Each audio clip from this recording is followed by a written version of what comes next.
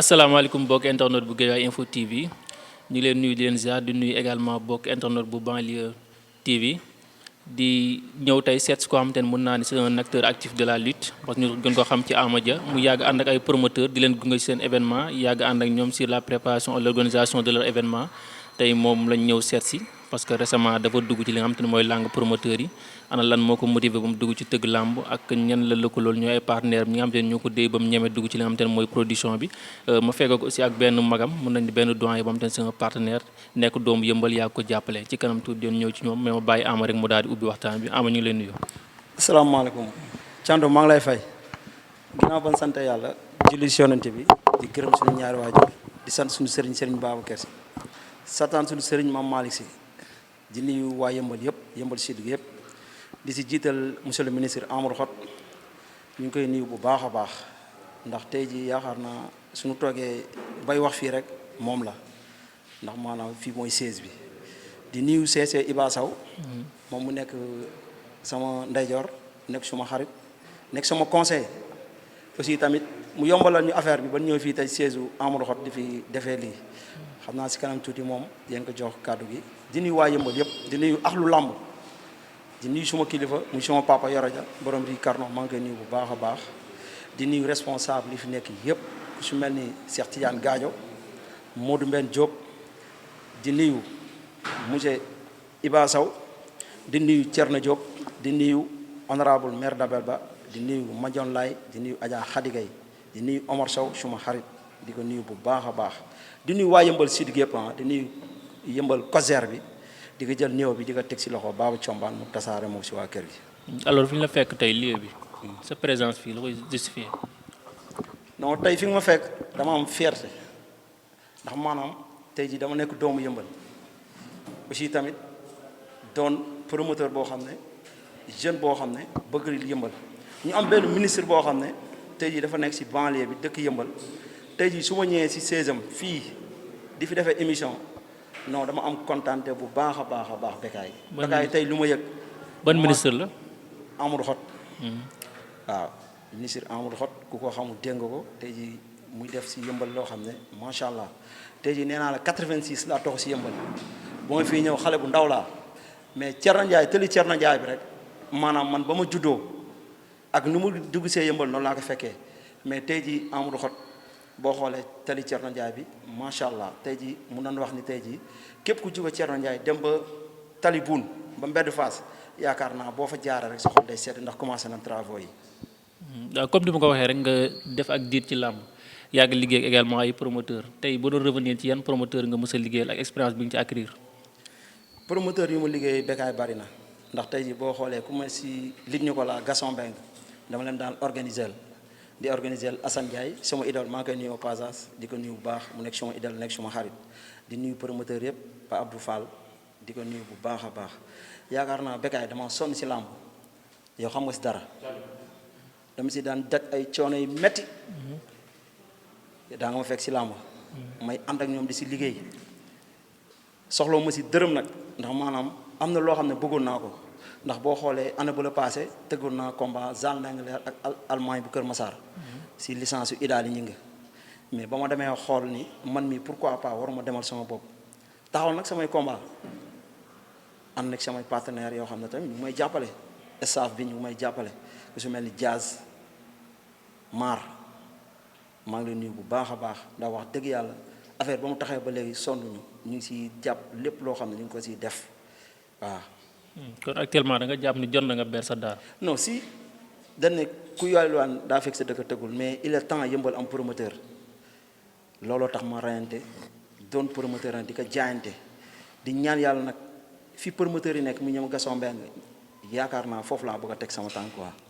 nekk promoteur itam dafa laaj budget bu takku ñan ñoo nekk sa ginnaaw. nee naa la Ama Dia amul ku nekk si ginnaawam nee naa la man su may dem samay moyen bopp laay demee mais nag damay ñaan yàlla am ay sponsor am ñoo xam ne nag day ñëw taxaw di ma jàppale ndax fii ku fi ñëwee da laa dee Bécaye man nag nee naa la awma lu may tiit ndax doomu yëmbal laa nee naa la fi mu toll ñi fi nekk yëmbal ñi fi nekk rek maanaam tey ji ku ma fëgg buntam dina ma ubbil nee naa la awma dara lu may tiit boo amee ku mel ni ministre Amadou Hott barki yonent bi awma lu may tiit yaakaar naa nag mosaguma dem si moom pour ñu toog man ak moom mais gis nañ ma gis ay gestes yu muy def kon boog bu amee doomu yëmbal boo xam ne dafa ñëw pour jàppale promoteurs yi. loolu sant yàlla la loolu rek sant yàlla la mais nag damay ñaan yàlla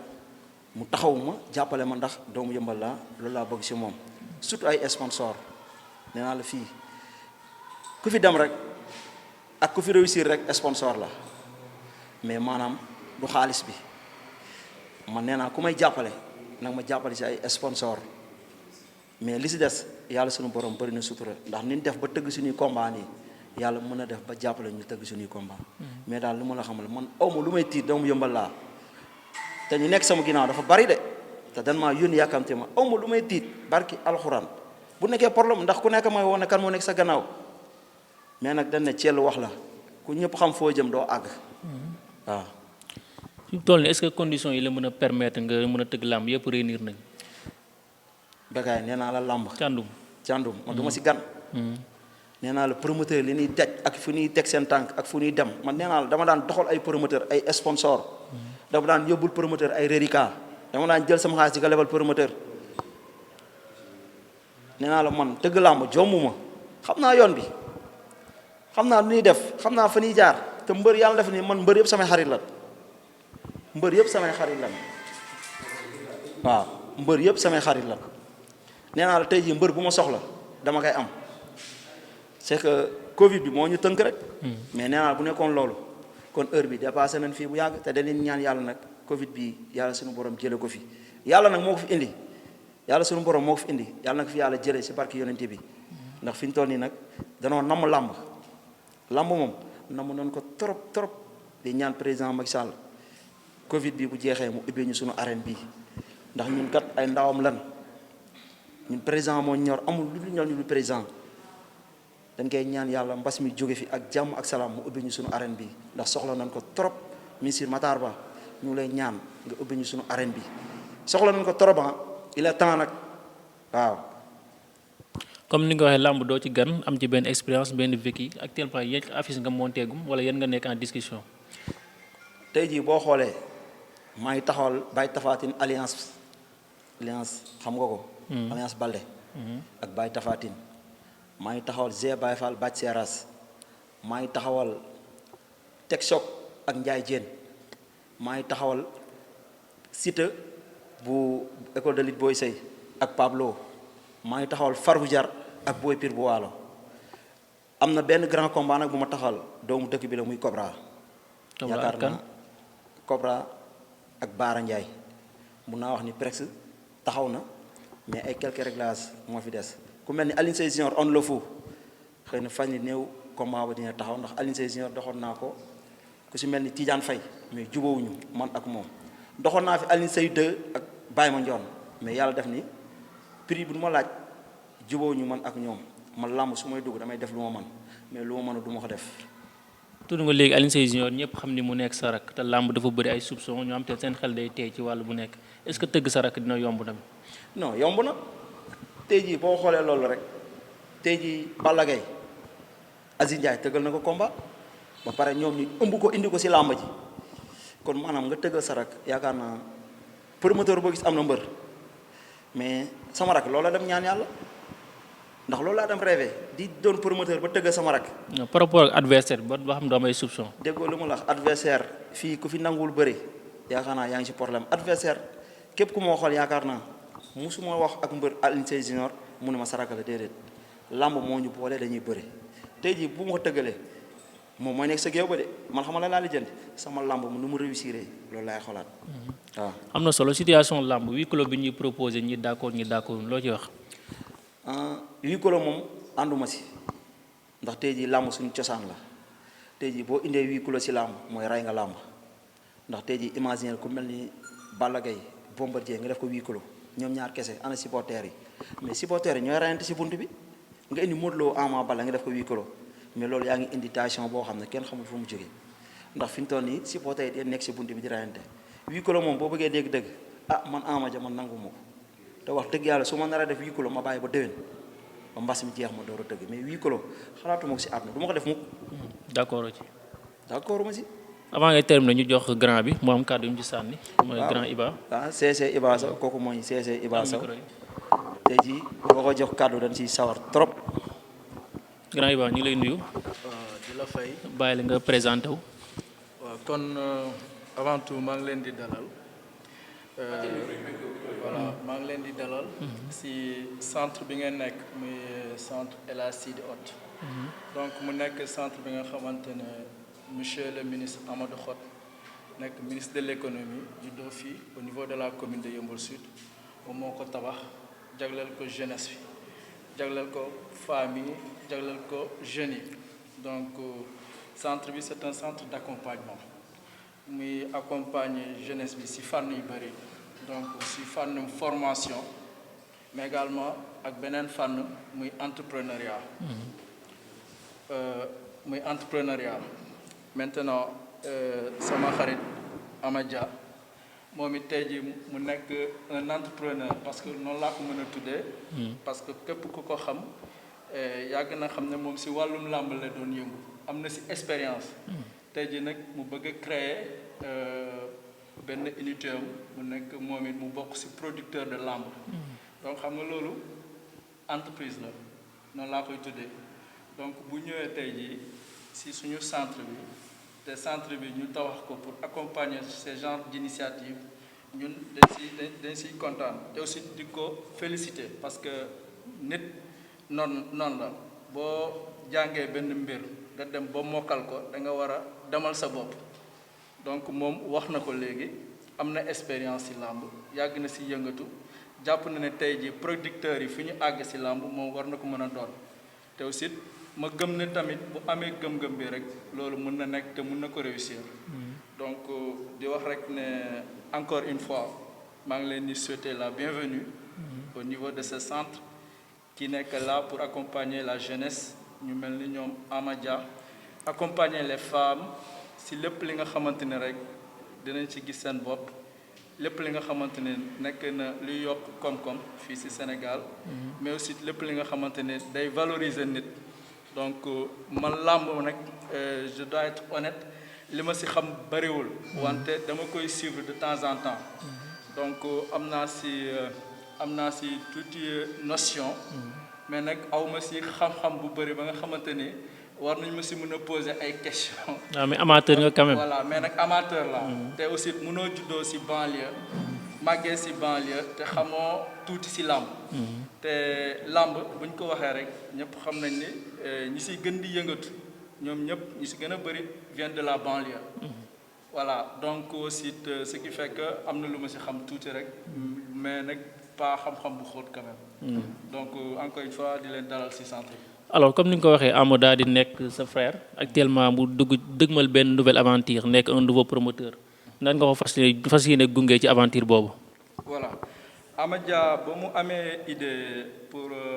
moom it mu demal boppam nekk producteur seet si na ma ñu waxtaan si ma ne ko vraiment idée bi nga am man dama koy rafetlu le fait que tey jii da nga décider bokk si promoteurs yi mag yi. donc ñun lépp li nga xamante rek ñun mën nañ la ko mën a accompagner à travers ce centre là ñun dinañ ko def lépp li nga xamante nekk na suñu doole nekk na suñu capacité incha allah dinañ ci taxaw parce que tamit loolu moo tax ñu tabax centre bi c'est pour accompagner tous les jeunes. ci ay idées yi rafet ay idées yi nga xamante ne vraiment ñoom dinañ ci gis seen bopp mais aussi idées yi nga xamante ni tamit dina yokku koom-koom te tey ji mën naa wax ne làmb day yokku koom-koom. parce que am na ay lutteurs yi ñu xam aujourd'hui qui sont devenus des millionnaires qui sont partis de zéro pour devenir des millionnaires loolu grâce à la lutte donc te aussi jël xaalis boobu investir ko ci ay yeneen domaines di recruter ay jeunes kon donc làmb waruñu ko négliger. donc c'est un facteur de développement man en tout cas c'est mon avis bokkuma ñi naan làmb du dara buñ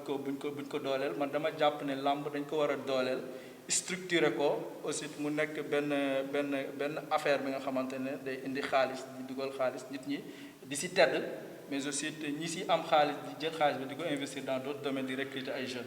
donc li mu lay wax rek mooy que moom fas yéene nañ ko gunge ci xam-xam si idée mais aussi ak bépp daal gunge bépp forme de gunge incha allah dinañ ko gunge. wax nga léegi liggéey bu am solo bi nga xam te ne centre bi mi ngi koy def mais temps d'existence bu centre bi. temps d'existence bu centre bi. bon centre bi boo leen ko gisee nii sax commencé guñu toutes les activités du centre parce que ñoo ngi nii di ko finaliser donc defagul at. Bientôt on va l'inaugurer mais c'est pour vous dire rek le centre qu'on a construit là construire ko lu dul di accompagner les initiatives des jeunes des femmes si ñaari volets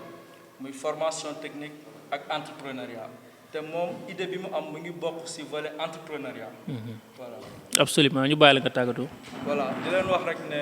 vraiment kontaan naa ci seen émission bi. te aussi di ñaanal am volonté bi mu am bu mu ci reculer na ko gëm parce que réussite balaa ngaa réussir da ngay am gëm-gëm d'abord te moom déjà am na gëm-gëm bi. jàpp na ne moom bu gëmee boppam rek tey ji promoteurs yi mag yi ñuy tudd te di tëgg ay combat yi mag. ay ñoom combat Modou Lo yeneen ak yeneen moom ëllëg war na fa mën a àgg te gëm naa ne bu desee ci yoon boobu rek incha allah dina fa àgg di ko encourager mais aussi di leen wax jërë ngeen jëf. merci beaucoup. alors am ñu bàyyi la nga tàggatoo. waaw di rafetlu jotaay bi di leen féliciter yow Bécaye ak Thiandoum. xam nga di nuyu sunu frère Lo ñu koy nuyu bu baax ndax wax dëgg yàlla yëmbal la dëkk. bu mu yégee affaire dafa ñëwoon dafa day ñëw participer pour tamit wane boppam aussi tamit di gërëm ñëpp di nuyu waa yëmbal yëpp waaw di nuyu suma xarit Baba Ndiaye Tesco entreprise boo xam ne day defar ay fontaine maa ngi koy nuyu bu baax mooy mu nekk sama partenaire di ma jàppale waaw di nuyu waat ki ma àndal muy Baba Thiombane ak Ayla Laay di nuyu waa yëmbal yëpp di nuyu waat surtout monsieur le ministre Amadou Hott ñu ngi koy nuyu bu baax di ko wax fu mu teg tànkam wax dëgg yàlla waa yëmbal yëpp kontaan nañ bu baax si moom. di nuyuwaat CC Iba Sow di rafetlu tamit dalal bi ma dalal ci kër gi am naa kontaante trop tey waaw di nuyu waa yëmbal yëpp di nuyuwaat Omar Sow suma xarit maa ngi koy nuyu bu baax a baax di nuyuwaat Ndeye Awa Fall la Lion di yëmbal sud maa ngi koy nuyu xam naa tey su ma ko fàttee du baax maa nuyu waa yëmbal yëpp bàyyiwuma kenn di nuyuwaat suma soxna di nuyuwaat suma yaay di ko wax ñaan yëpp egsi na di nuyuwaat suma famille. di leen nuyu bu baax di nuyu waa axlu lamb yëpp di nuyu waat Assane Ndiaye sama idole du ma ko taayee wax suma xarit maa ngi koy nuyu bu baax a baax di rafetlu jotaay bi. di nuyu nag Pape Ñambe mu nekk koo xam ne tamit ku ñàkki ñaan la nekk tamit si 500 Iba wax dëgg yàlla di ko conseiller di ko teg si yoon wax dëgg yàlla tey jii lépp moom la maa ngi koy ñaan yàlla lépp lu mu bëgg yàlla sunu borom defal ko si barki yonent bi. kontaan nañ bu baax a baax ak père sama Malick sama papa. maa ngi koy nuyu bu baax yéen tamit yàqul leen dara Iba wax dëgg yàlla yéen a ngi gérer di ko teg si yoon kon boog li leen ñaanal yàlla sunu borom bàyyi leen ba ngeen àggaleeg seen sago seytaane ba ngeen dugg si diggante bi jërë ngeen jëf siyaar naa ñëpp kontaan naa. am na solo voilà mi ngi noonu très bien xam na mu doon waxtaan bu am solo bi nga xam te ni séq nañ ko ak Amadia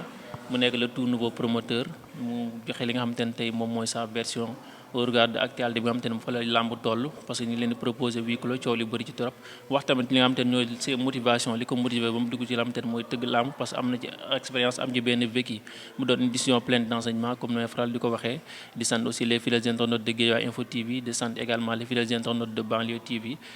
di leen jox rendez-vous prochainement di sant aussi les grands techniciens yi nga xamante ne ñoom lañ seexaloon jotaay merci